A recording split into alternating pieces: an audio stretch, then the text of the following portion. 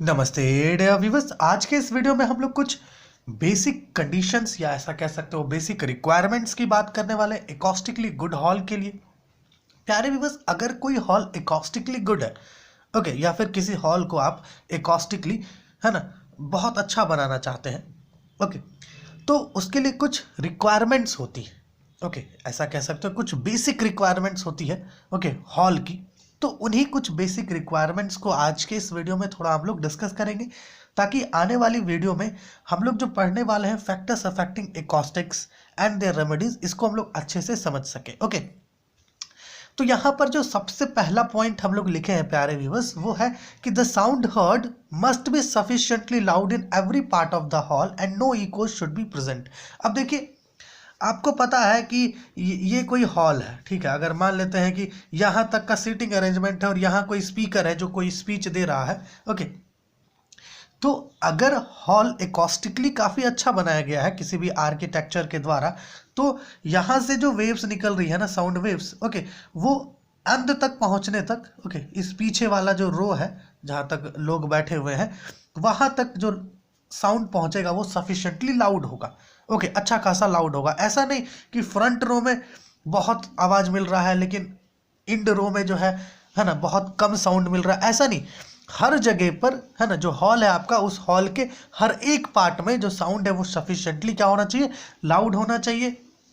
Okay, and no echoes should be present. Echoes present नहीं होना चाहिए। अब इकोज के बारे में तो आप जानते ही हैं, है ना, किसी भी एक सरफेस से जो, है ना, साउंड वेव रिफ्रैक्ट हो रही है, ओके, तो इकोज भी वहां पर प्रेजेंट नहीं होना चाहिए। सबसे पहला पॉइंट। ओके, दूसरा पॉइंट क्या लिखे हैं हम लोग कि the total quantity of the speech and music must be unchanged. देखिए, यहां से जो, जैसे मान लीजिए कि एक सेकंड में, ओके, एक सेकंड में यहां से स्पीकर जो कुछ बोला, ओके, वो यहां तक जितना पहुंच रहा है और यहां तक जितना पहुंच रहा है वो अनचेंज होना चाहिए। ऐसा नहीं कि कुछ मिस हो गया बीच में, ठीक है ना, ओवरलैपिंग के कारण कुछ मिस नहीं होना चाहिए, ठीक है। So the total quantity of the speech and music must be unchange.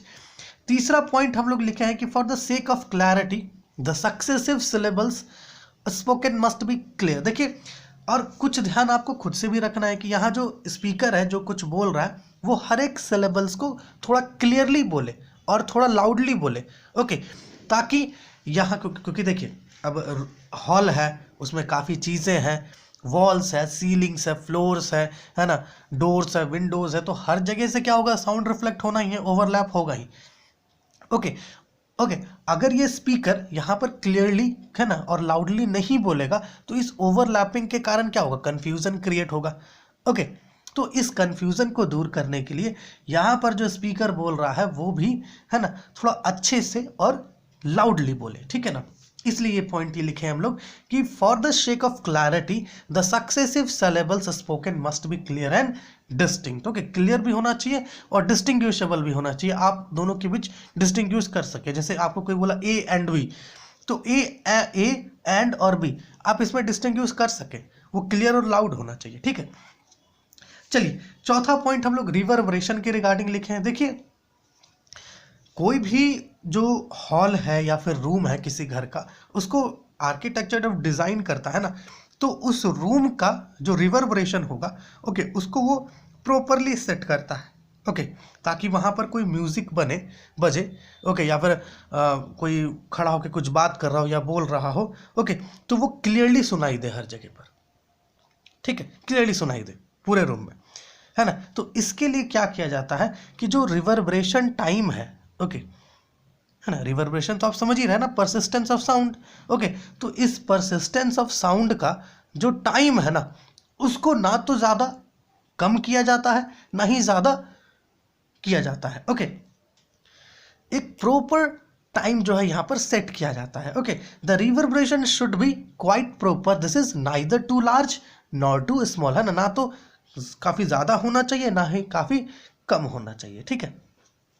The reverberation time should be 1 to 2 seconds for music, okay, और स्पीच के लिए 0.5 से 1 सेकेंड के लिए, ओके, तो ये आपका हो गया चौथा पॉइंट। पांचवा पॉइंट हम लोग क्या लिखे हैं, there should be no consideration of sound in any part of the hall. देखिए, कहने का अर्थ ये है कि अगर हॉल को प्रॉपरली डिज़ाइन नहीं करोगे, मान लो हॉल में आप इस तरीके से बना दिए, तो क्या होगा, जो साउंड है ना उसका यहाँ पर थोड़ा सा कंसंट्रेशन हो जाएगा। इसकी वजह से क्या होगा कि हर एक पार्ट में जो साउंड है वो है ना, साउंड का जो कंसंट्रेशन है वो प्रॉपर नहीं होगा, इम्प्रॉपर हो जाएगा। इसीलिए यहाँ पर ये कह रहा है कि हॉल का किसी भी पार्ट में साउंड का कंसिडरेशन नहीं होना चाहिए। There should be no consideration, या फिर आप इसके जगह पे कंसंट्रेशन भी लिख सकते हैं। Okay, there should be no concentration of sound in any part of the hall. Okay, this is the 5th point. Now 6th point क्या लिखे हैं यहाँ पर देखिएगा, the boundary should be sufficiently soundproof to exclude extraneous noise. देखिए, अब कोई hall है या रूम है, उसके बाहर भी तो नॉइजेस होगा, तो वो नॉइजेस अंदर ना आए। ओके, और है ना आए, इसके लिए जो है आपको, जो आपका हॉल है या जो रूम है उसको साउंड प्रूफ करना होगा। क्या करना होगा, साउंड प्रूफ, है ना। वैसे मटेरियल्स होते हैं जो साउंड को ऑब्जॉर्ब कर लेते हैं, है ना। ओके, तो आपको क्या करना है, उसको साउंड प्रूफ करना है। अब देखिए क्यों ऐसा, क्यों भैया, क्यों एक्सक्लूड करना है, क्योंकि देखिए अब पहले से आपका हॉल जो है उसमें ढेर सारे साउंड वेव्स हैं। अब बाहर से भी साउंड वेव्स आएगा तो क्या होगा, इंटरफेरेंस होगा दोनों साउंड वेव्स के बीच।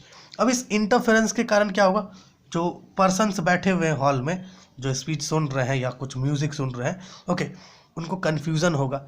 ओके, है ना, और ये कन्फ्यूजन जो है, पेन भी कभी कभी ईयर में, है ना, हमारा जो कान है उसमें कभी कभी ये पेन के रूप में भी सामने आता है। ओके, इसलिए the boundary should be sufficiently soundproof to exclude extraneous noise. Okay, now the 7th and last point जो हम लोग लिखे हैं वो है, there should be no echelon effect. देखो, इकोलियन इफेक्ट इकोज से जुड़ा हुआ है। ओके, तो इकोज के रिगार्डिंग किसी भी प्रकार का कोई इफेक्ट नहीं होना चाहिए, उसको हमें क्या करना है, प्रिवेंट करना है, अवॉइड करना है। ठीक है, तो ये आपका 7 basic requirements for the acoustically good hall. हमारा जो प्लेलिस्ट है एकॉस्टिक्स, अल्ट्रासोनिक्स, ओके, और उनके एप्लीकेशंस का, उस प्लेलिस्ट को आप एक बार ज़रूर चेक करें। डेफिनेटली जो वीडियोस है वो आपके लिए हेल्पफुल होगा। ओके, आप इसका स्क्रीनशॉट ले लीजिए ताकि आप इसको अच्छे से लिख करके रख सके। और ये जो 7 पॉइंट है, अगर इसमें आपको कुछ भी पूछना हो तो प्लीज़ कमेंट कीजिए ताकि आपका जो भी डाउट है उसको हम लोग क्लियर कर सकें।